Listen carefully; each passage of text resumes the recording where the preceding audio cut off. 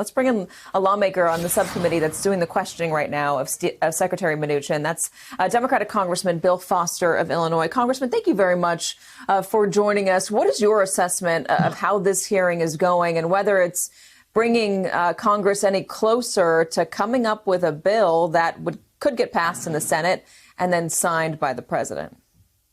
Well, it's been very frustrating. And first off, just thanks to you. This is sort of, I guess, the equivalent normally of when we have a break in a hearing that we then step out into the hallway and then, Casey or someone grabs you by the shoulder and puts a microphone and points a camera at you. And so now in the COVID era, I'm sitting in my kitchen, actually, or my dining room. And over in the back room is where I've set up with the flags for the committee hearing, which is remote.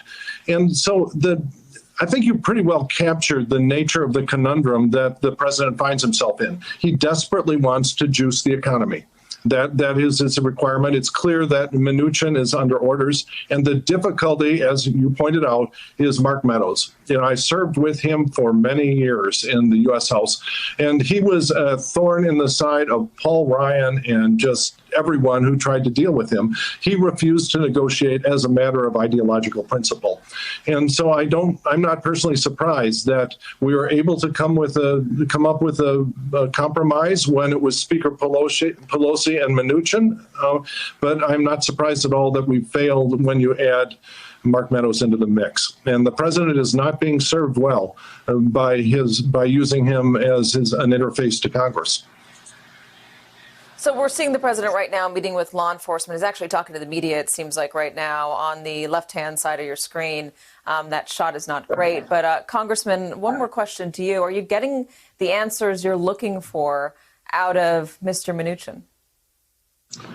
Well, there's a lot of sleight of hand. They understand that our economy is heading off a second cliff here. That with the failure to continue the stimulus payments, the unemployment insurance, there are families that are struggling, there are businesses that are struggling, and very quickly there are going to be municipalities, cities large and small, that will be struggling because one of the mayors in one of the fairly well-off districts, areas of my district, pointed out that they were already getting a lot of late utility bills.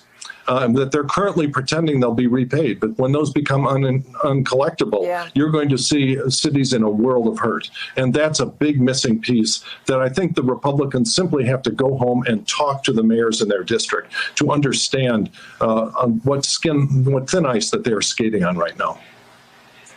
Listen, look at what's happening in New York with businesses closed. You're losing out on tax revenue.